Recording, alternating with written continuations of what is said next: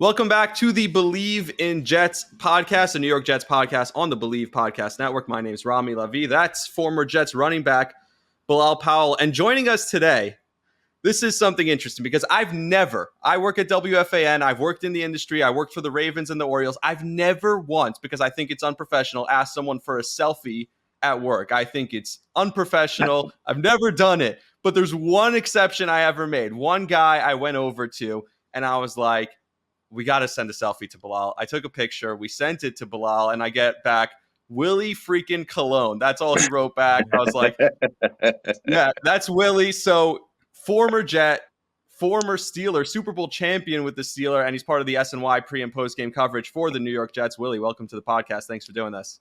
Man, thanks for having me. I get to look at BP like the old days, so this is a good time.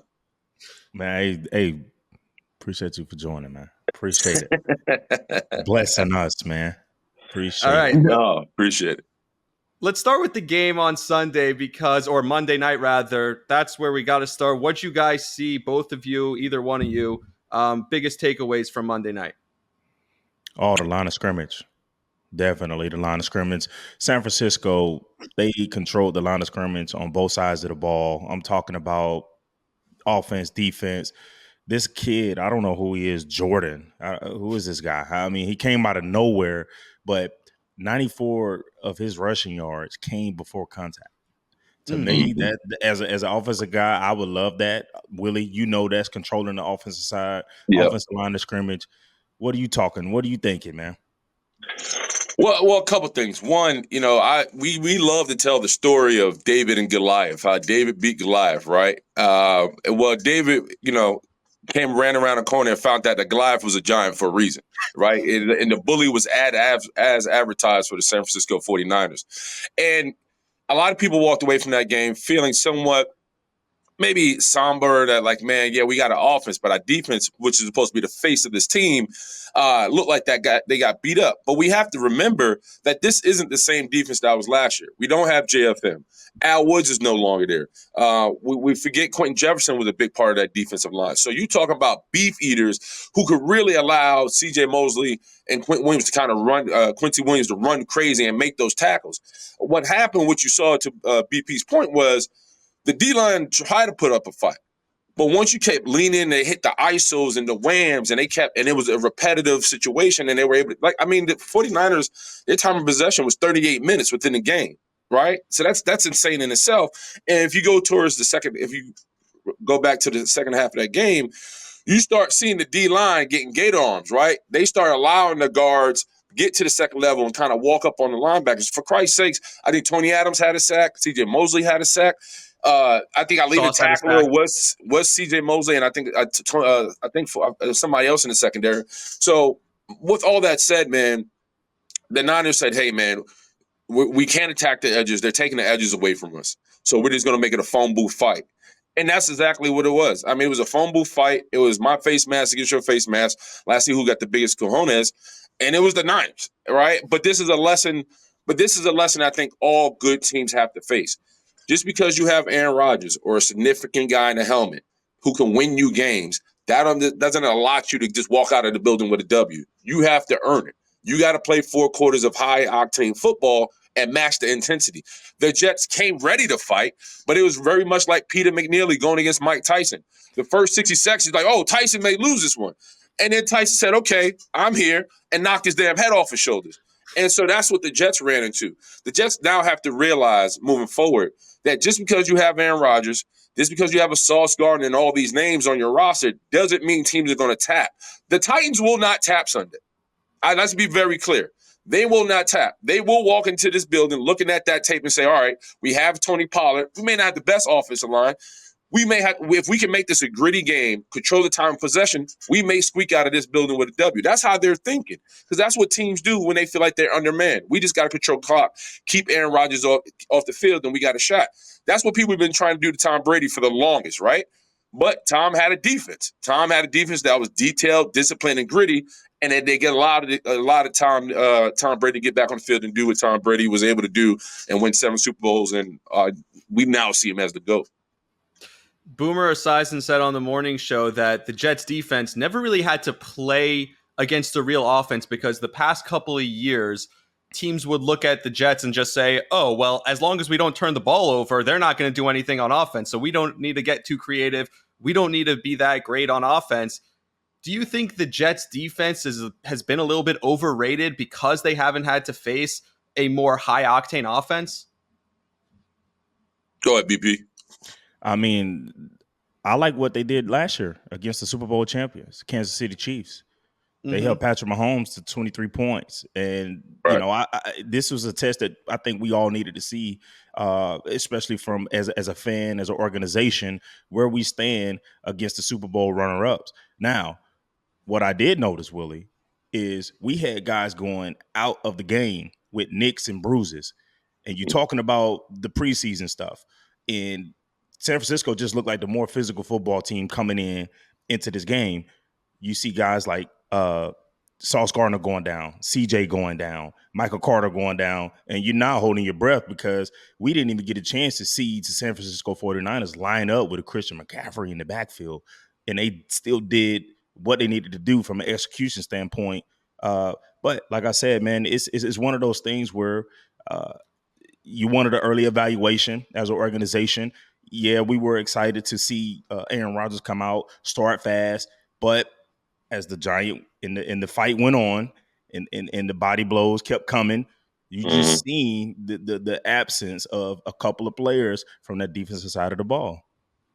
Yeah, BP, we used to talk about it when we played together. You know, one of the things I was privy to as a Steeler, rather, we used to have a saying, don't go from gangster to girl, right? Like, don't be in the locker room talking about what you going to do and how you going to go get it. And then you turn on the film, nobody can find your ass out there. And that's a prime example of what we kind of saw Monday, right? I'm pretty sure when the Sauce Gardners and all these guys were in the locker room, we about to do X, Y, Z, we about to shock the world, we about to put the world on notice, and turn on that film from first quarter for the first quarter to fourth quarter, and you start to see some of our superstars disappear. You start to see some of our impact players disappear. And that's because when the training camps that I was a part of, and I'm pretty sure BP early in his career, when you left training camp, it was a rite of passage. You had earned your stripes because you did get hurt in training camp, but you had to be on the field to make the team. You did play special teams because that's the more you could do is how you made a team. And you did have a battle for your position because the guy behind you was just as hungry. With all that said, the Jets, valid, they garnered all this attention, rightfully so. Aaron Rodgers, everything. But you got to understand, Brock Purdy and company have been, the last 2 out of 3 years, been competing for a Super Bowl, right? There's a standard in which they set. So they're prepared mentally and physically to take on all challenges. The injuries we started to see accumulate during that game was solely because guys realized they probably weren't in the best condition, right? 2, mentally, they weren't as tough as they thought they were, right? And 3, they got out schemed, right? Is that on the head coach? I think it's both sides. I thought the personnel, they didn't have the personnel to make the right adjustments. And when you're on the road and it's hostile and you're already getting the run of the ball, you start switching things up on guys who are only kind of thinking one way. That drives the DC crazy because I don't want to over confuse my guys. We're already getting beat up, right? So you don't want to kind of throw wrinkles mid-play. But what has to happen for the Jets moving forward is these guys have to grow up. They got to grow up and they have to learn football. And being able to learn football is having the mental agility to learn on the fly and be able to adjust on the fly, because that's what good teams do. You got to be able to come to the sideline. This is what we got. This is what they're doing to us. Now let's adjust. That's on coaches and that's on players too. And you also got to, and Bart made a good point on a post game. BP could tell you every offense has a first 15, right? The Jets couldn't even get to their first. They never had an opportunity, right? Yeah. It was over early, so they now really just trying to just shooting back, right? They're just trying to let's get on the ball, let's get Aaron going. And Aaron, being who Aaron is, was able to, because he's super competent, was able to get to the line, smoke out the defense, and get scores. But at the end of the day, Shanahan and company is like, all right, we know what Aaron can do. We're not going to give you the ball. We're going to pound it and pound it till you stop us. And I think defensively, you saw in the second half, they went to a little bit of a bare front.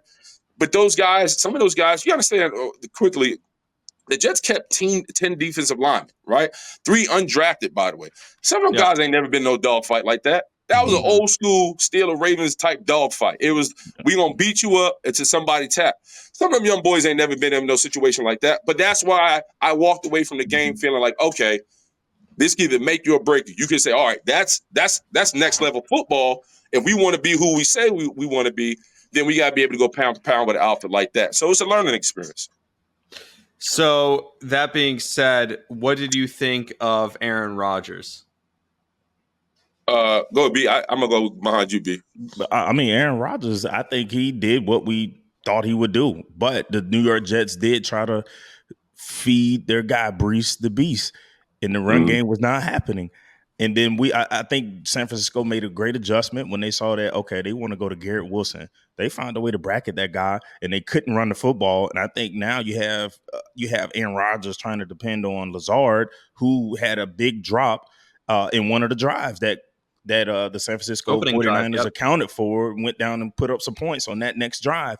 So, I think Aaron Rodgers did what he was supposed to do with what he was able to do with the drops and time of possession. Willie talked about it, man. They had a great scheme. They knew what Aaron Rodgers could do. You saw the two scoring drives. His balls were coming out on time. You didn't see that much pressure coming from the San Francisco 49ers early on in the game. You start to see it a little bit, couple holding penalties from the New York Jets. But Aaron did what he was supposed to do for his age. I think it's one of those things you recap, you get back to the drawing boards. Yeah, I agree with BP. I think Aaron Rodgers was as advertised. I think a couple of things that stood out. Our offensive line, they were up for a fight, right? But I think what happened was we started to see a little age, and then we also started to see a little lack of chemistry. I thought Elijah Vera Tucker, people talk about Aaron Rodgers coming off Achilles. Elijah Vera Tucker's coming off an Achilles. I came on off Achilles.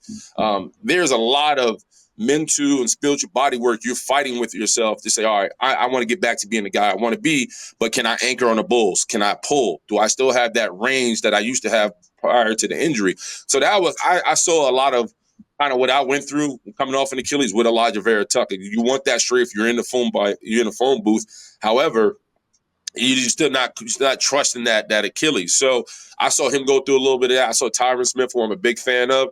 I started to see him kind of, he looked a little shell-shocked out there at times. I mean, Nick Bosa was on his head, rightfully so. But nevertheless, man, I think as a group, those guys will get better. I think we have to realize that's their first, full game, those guys being out there banging together as a unit.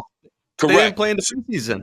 Right. So now, so what we saw was a product of not getting it done in the preseason, right? And as long as that is going to be the kind of the model, I don't expect this line to play at their fullest until week 3 or week 4, right? It's going to take a while. So I'm not, like I said, I don't walk away from this game like, oh my God, the season's over. But I do walk away from this game saying, all right, now you saw the measure stick. If you want to get to where you want to get to, that's what it looks like. That's the level of intensity you got to play with execution. And then hopefully we see them back down the road in New Orleans. That's the honest to God truth. The Jets won't see another outfit like this season. So it is, you could always take the positives out of that, and hopefully they do. By the way, I totally agree with you, because I think Jets fans are so almost conditioned to be negative their whole lives that Jets fans are losing their minds again, where I think this game is a positive. It's crazy that exactly a year ago today, you and I, BP, were texting. We had never even done a podcast yet together, but we were texting during the game, and I'm like, this only happens to the Jets. It was an incredible win, and it felt like a devastating loss. This week, it's like they lost the game. They got kicked in the ass, and yet it felt like a win. It did, and let's not sit here and think that this kicker, he was 6 for 6. Like, it wasn't like they put up 40, 50 points based on just scoring touchdowns after touchdowns. And by the way, they could have gone for it a couple of times on 4th down, and they would have gotten it. I think they would have got it because they were running the football, well. Right. I think San Francisco had a couple boos on 4th down because they knew. Yeah, it felt like Shanahan pulled off the gas a couple of times where he couldn't. That's his boy. That's his boy. Yeah, there was a sense, especially in the third quarter, where they can. To your point, it was a 4th and 2. Where I'm like, there's no way the Jets stopping this. And you saw Moody run out there, and I'm just like, oh, this is this is a brother-in-law game, Oh right? yeah, Like oh, yeah, most this is one of them brother-in-law games. Like you're part of the family. I ain't gonna beat you up in front of mom and company, but I'm gonna smack you around to let you know who daddy is. definitely. It's funny because it feels like Mike McDaniel always puts it on Saleh, like he wants to show off a little bit. That's more of a brother relationship, I guess, than the Yeah. brother-in-law relationship. Yeah. Well, the thing about it too, and I think BP can attest to this. One thing I learned from great head coaches is they don't give you everything. They just give you as much as you can handle, right? And I Well, think remember that game with Bill? Remember the game with Bill Belichick where he kept yep, the game was essentially over and he was like, nope, do it again with the punt because he refused to give in to the Jets in a correct. primetime game in a blowout. Like only Bill does that, right? Right. And so, listen, I think when Robert Saleh, everybody talked about this being his fourth year, make or break year. I think that's nonsense. If you've been around him and been around the building, he's very well respected. They love him. And we got to be honest.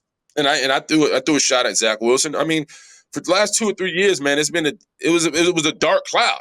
You know what I mean? The bottom line. And Robert Saleh did a great job of getting his defense on par. But what held us back was Zach Wilson and his lack of ability to get the job done. And valid, the offensive line wasn't great. There was a lot of issues other than Zach Wilson. So I don't want to put solo on Zach Wilson.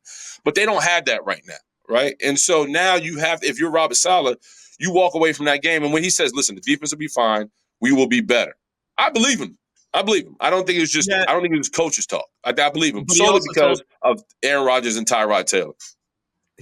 told Troy Aikman, we can stop the run when we want to stop the run. The first possession of the second half, Troy's like, now might be a good time to start trying. That's right. Yeah.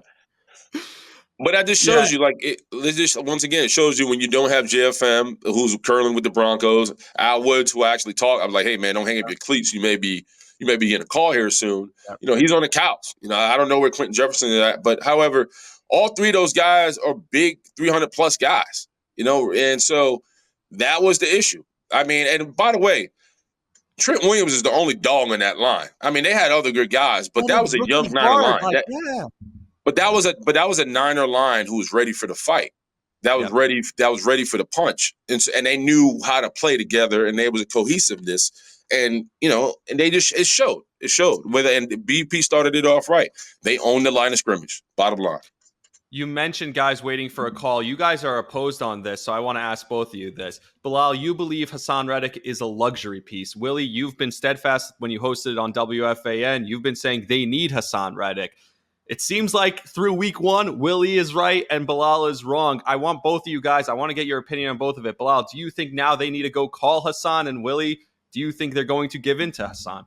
I think so. They need to call him. I think right now he has the luxury, the upper hand in the negotiation now from what we saw from a defensive line standpoint, especially a pass rush. Brock Purdy was back there putting the baby to sleep, man. Like there was no pass rush, no threat to that. And Willie said it. They jumped into a bare front. Now, bare front, if anyone knows, that means that the center and the two guards are covered. And if everyone's trying to go one-on-one up front, there's one-on-one outside. And we saw that we could not handle man-to-man coverage on the back end with Brock Purdy back there putting the baby to sleep, man. I think Hassan Reddick is probably going to expect a phone call. I don't know what that looks like, but I think he has the upper hand in the negotiation now from what we saw on Monday night. Yeah, prior to this, Hassan Reddick didn't have any leverage, right? His only leverage was going out and hopefully the defense stunk it up, and that's what happened. And that was the only leverage he had. So to BP's point, Joe Douglas now has to make a decision because prior to this game, he goes, "Hey, I only negotiate when he's in the building." Hassan Reddick hasn't been in the building, right? Mm-hmm. But if you're Hassan Reddick, how much money can you continuously lose, right? Because at the end of the day, I heard somebody on Sports Talk go, "Oh, this is much like the Chris Jones situation." Let's be very clear. This is not like the Chris Jones situation. Chris Jones is 300 something pounds and dominates from A gap to A gap. He gets his most hurries and sacks in the fourth quarter. They move him up and down the defensive line. Hassan Reddick is solely a pass rusher, right? Who does good on the edge, solid guy. But there's two different dogs, right? So we got to stop. Just because the situations kind of mirror each other, it's a different. Chris Jones is the Chiefs don't win the Super Bowl last year without Chris Jones. Bottom line, right? The Jets with Hassan Reddick, we'll see what happens, right? So this we got to be careful with the conversations. I like Hassan Reddick. I know he's a local guy. I like his story. I know he played at Temple. But right now, we got to understand the Jets didn't lose that game because Hassan Reddick wasn't on the field. The Kansas City Chiefs lost that game week 1 against Detroit because Chris Jones wasn't on the field, right? So that's like, let's be careful how we put things in context. Chris Jones, the next day when he got back on the field with Travis Kelce, back to business, on to the Super Bowl. Hassan Reddick, if he shows up Sunday against the Titans, we expect him to do well because hopefully he's in shape. But we're not guaranteeing the Super Bowl, right? When Chris Jones got back on the team, it was like, oh, they're going to the Super Bowl. And then they were kind of stagnant through the season, but they figured it out and they got in the playoffs and they played big boy football, and he was an absolute menace, right? So I just hate that narrative. Like, we gotta be careful how we put it. Chris Jones got the bag and showed the rest of the world why he got the bag. Hassan Reddick has to come back and has to show us why he got the bag in a Jets uniform.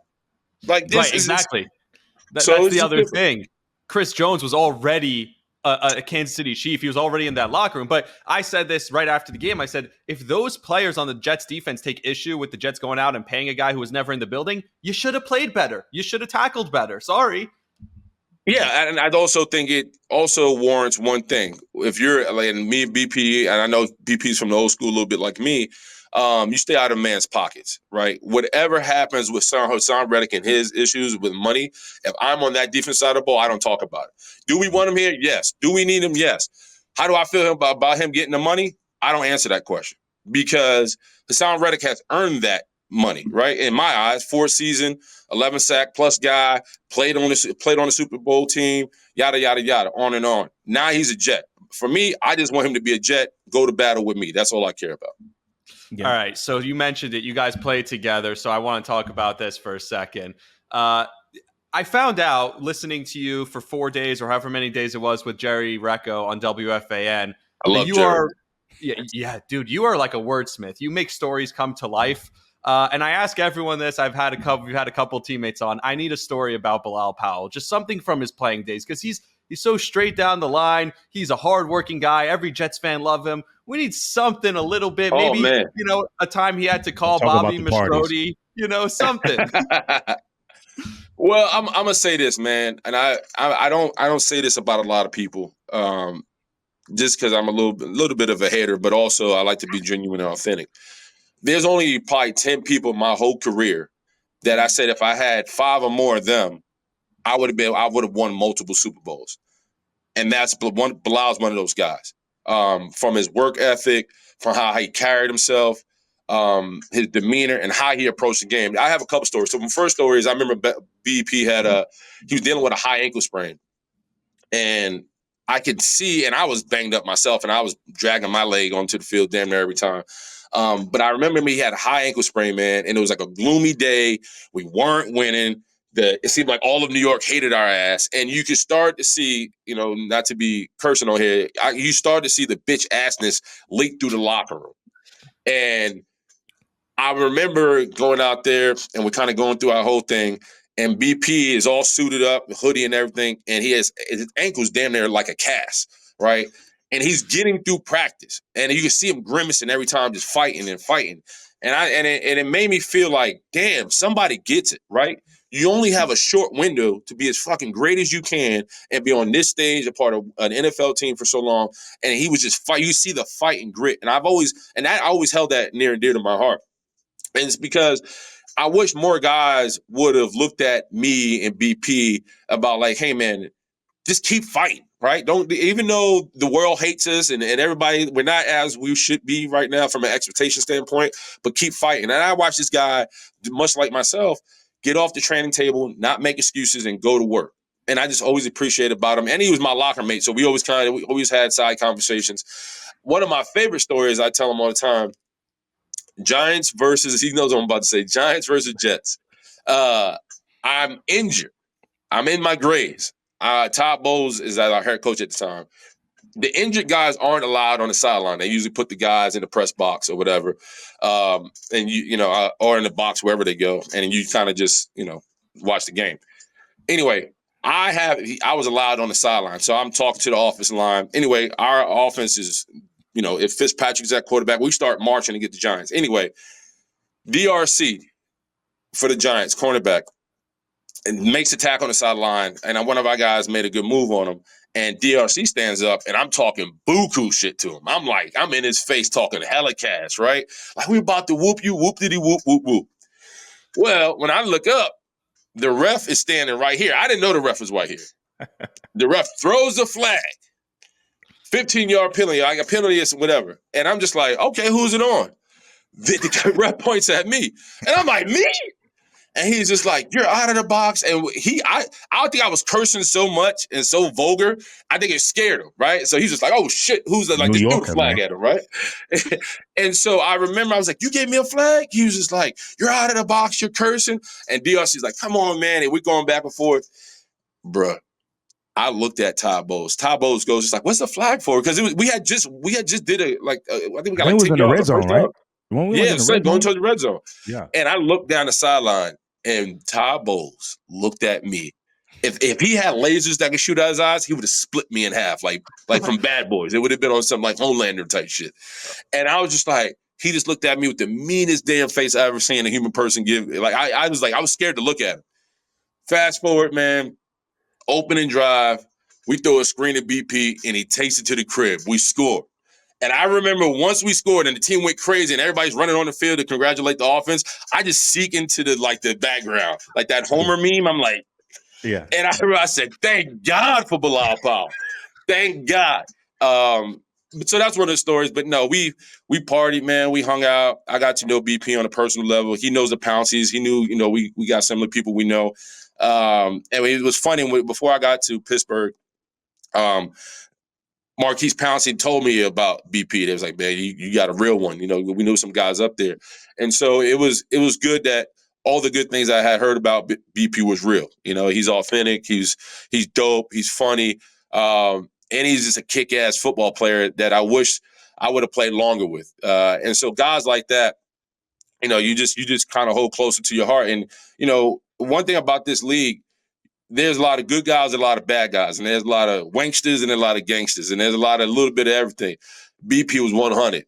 If he liked you, he liked you. He kept it pushing. If he didn't like you, he just gave you a what up and kept it pushing. So I've always appreciated him just being authentic.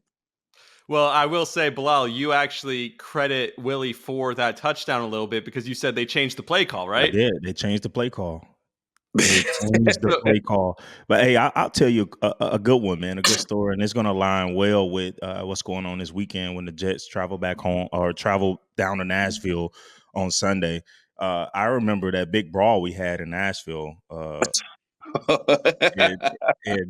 on primetime TV. And, I just remember that. And the one thing about Willie, man, and what I always respected about the O-linemen was they took care of their guys, man. They were the first ones there. You hold your hand up to get up, help, man. The O-linemen were there, Willie were there, man. Dudes trash talking. If anybody's getting snatched off the pile, it's because Willie's grabbing dudes and snatching them off the pile. And you respect that, man. And you appreciate that as a running back, as a teammate.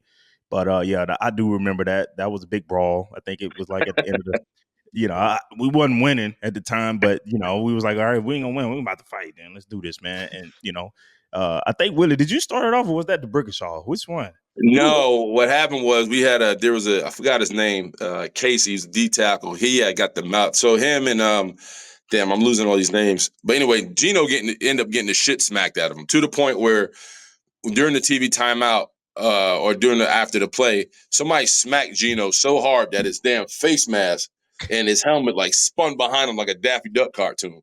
And I remember saying, oh shit. And we just got to throwing blows, and it led out to we got to let out to a big brawl. And I remember grabbing the guy's helmet, me and Breno Giacomini, my dog for life, another dog for life. We ended up grabbing this dude, throwing him down, and then Breno and them started fighting, and then they tried to rush us, and we just throwing bodies left and right, and it just leaked out. So you can't smack out. I don't care how bad we were. You're not gonna just smack out quarterback. That's like somebody smacking your wife in front of you. Like that's rule 101 for O-lineman anyway. That's chicken. Yeah, like it was just he smacked the shit out of Gino, And it just led to a massive brawl. And I was throwing guys. Breno was down in the mud, and we just one big melee, man. But those are the fun times. Like that's a football like I grew up and loved, and it is what it is. What is it about Gino that makes people want to smack him? I mean, IK, and now you're saying the opponents too. Yeah, that's a good question. Only Gino can answer that one. All right. A couple other things. You guys mentioned you were locker mates. Bilal, the stench coming from Willie's side of the room. Well, Willie don't wear socks, man. What is that, Willie? I think Willie, don't you wear like a 19 or something? What size shoe you wear? 17, yeah. 17. So, I had a bunch of I would have put a fence up because I'm like, Willie got all his cleats over in my locker. I'm like, man, and one time, we have trainers, student trainers and managers and everything. And they usually like straighten up your locker, put your cleats in. And I'm like, why do I have a size 17 cleat in my locker? Like they know that's Willie's cleat, man. But I had a good time, man. I was between two wise guys, man. DeBrickashaw Ferguson and Willie Colon. Man, we lifelong friends. And this game, man, it definitely is it makes you appreciate the blessings that come with it. Yeah, I was fortunate to have a locker mate that actually put up with my bullshit, right? Because I didn't have the best smells coming out of that locker, out of my locker, excuse me. But I also had a guy who, after a hard day or a good day, you could just talk to, right? It was nothing phony between us. We could have conversations about anything. And he's right. You understand, it was Bilal Powell to my right.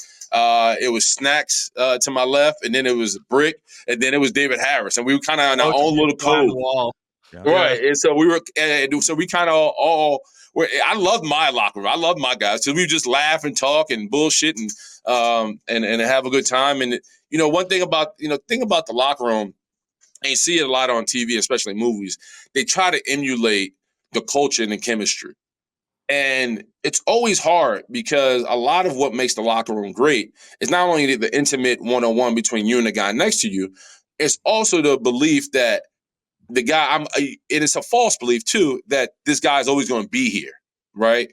And when you realize that guy is not always going to be here. And so if you don't really get to know the guy next to you, if you don't get to kind of have that conversation or kind of, build that house with him, you miss out on a relationship. Like I know for a fact, if this podcast didn't happen, I could call BP and say, yo, what up? What's going on with you? This is what I need. And he knows that vice versa. And we hadn't talked in a long time, but because our foundation, our relationship started with us just being next to each other every day, going through it, seeing each other, talking about it, and really us fighting. Shit, he was my running back. So it was extra love for him. But I learned this from Jerome Bettis. And the great Hans Ward told me this. He goes, great leaders don't always sit with their position groups at breakfast.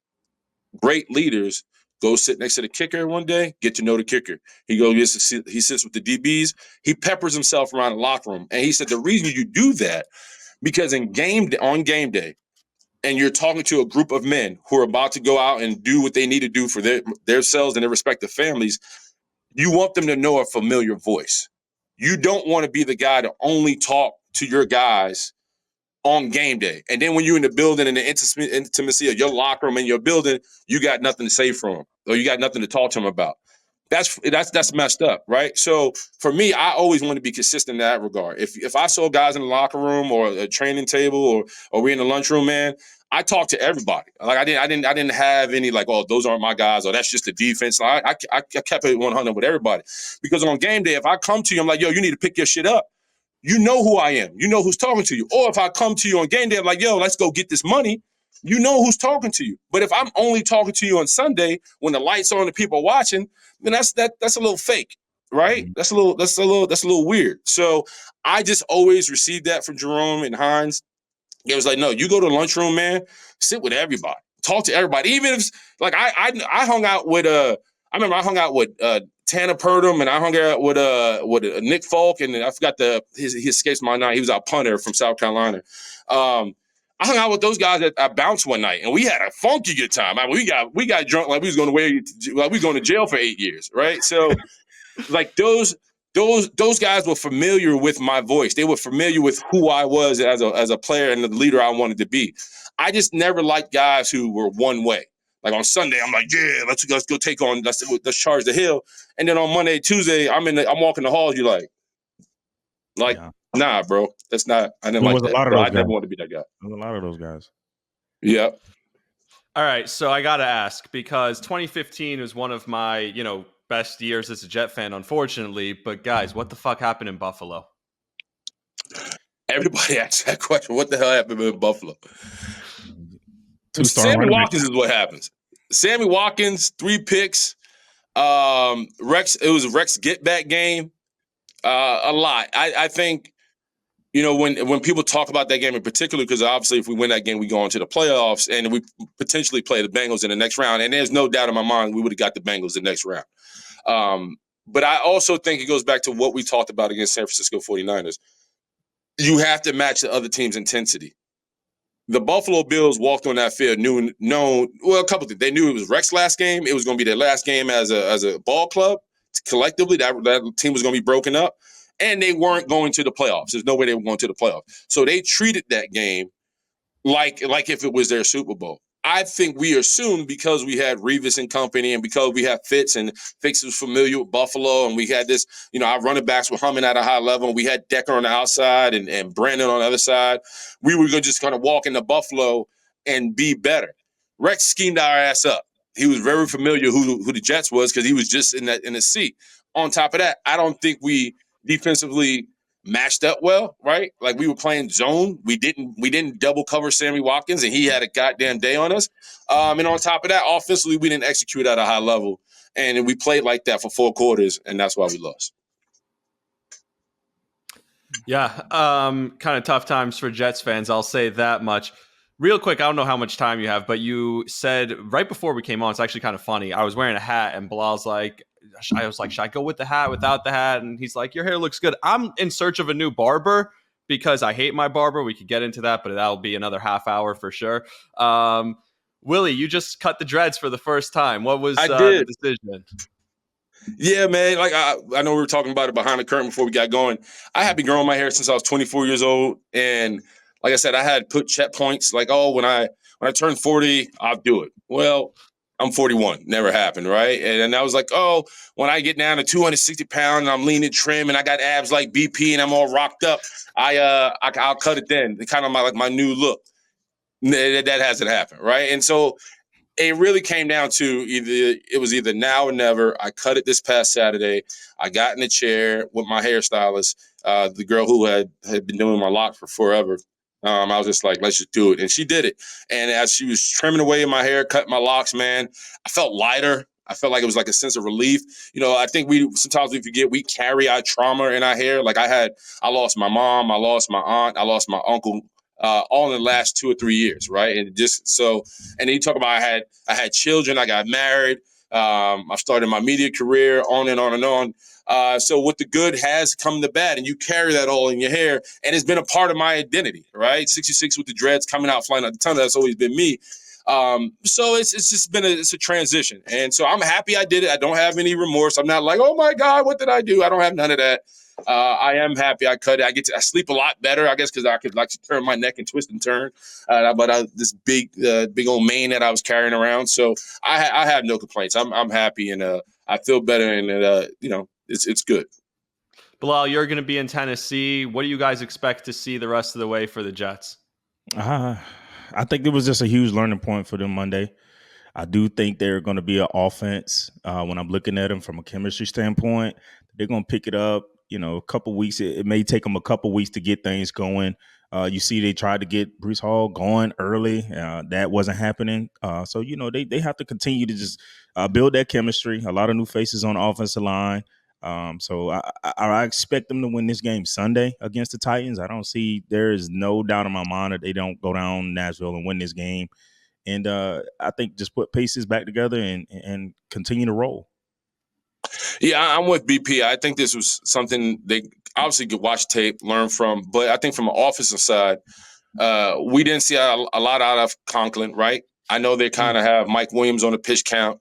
They had 3 receivers have catches, essentially, right? It was Garrett, it was Lazard, and Breece. That was pretty much right. It. So they're going to have to get Mike Williams get going. I know we got the young boy out of Western Kentucky that they haven't really unlocked. Brees Hall is going to have to get more touches for him to be more effective. So there's still a lot of road and a lot of things to chew up and make hay of. I think defensively, I think sometimes getting punched in the mouth is the best thing for me because it humbles you and it tells you that, hey, we're not as good as we thought we were. But it also tells you we got work to do and we can get better. And so, and I believe that. I think the Jets will get better defensively. I think there will be still top 5 defense. But sometimes when you drink the juice, you can get full. Until somebody punches your stomach, you got to throw it all up again. So I think it comes down to this team really being humbled on Monday night, but still hopefully being optimistic. And I think, one of the things one of the sayings that we used to have in Pittsburgh, man, Mike Tomlin was great for it. He's got a lot of sayings. After tough losses, don't go seek comfort. Meaning, when you have a tough loss, and this is from an individual standpoint, it's easy for Aaron Rodgers to walk away and be like, well, I did my job, but you lost, right? That locker room can't act like that. They can't receive that. We lost. The goal is always to win. Doesn't matter how individually guys do. It's about the collective unit winning as a whole. So hopefully these guys understand that it's always about the dub at the end of the day. And winning is the ultimate deodorant. Because when you win, all the uglies you see kind of get pushed to the side, right? Until you lose again, and then you get exposed. So for the Jets, they need to win this game against the Titans because they turn around and play the Patriots on Thursday night. And that's going to be a season opener for them.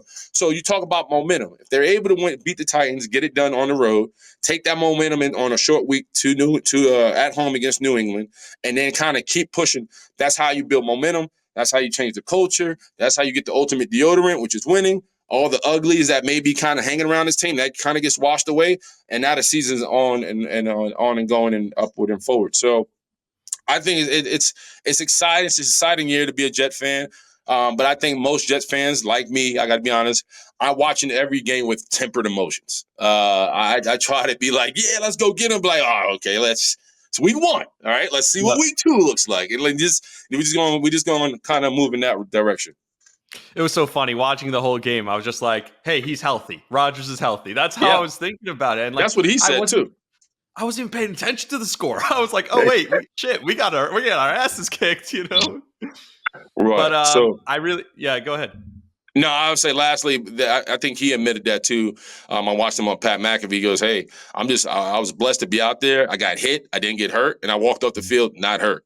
So it's a small win in his book. But ultimately, like I said, it's all about the big W. Yeah, for sure. I think it's a small start, but we got to move forward from here and get. That's not the goal. I thought he was really good on McAfee yesterday, by the way. For it was like 50 minutes. I watched it. You were really great here. I appreciate it.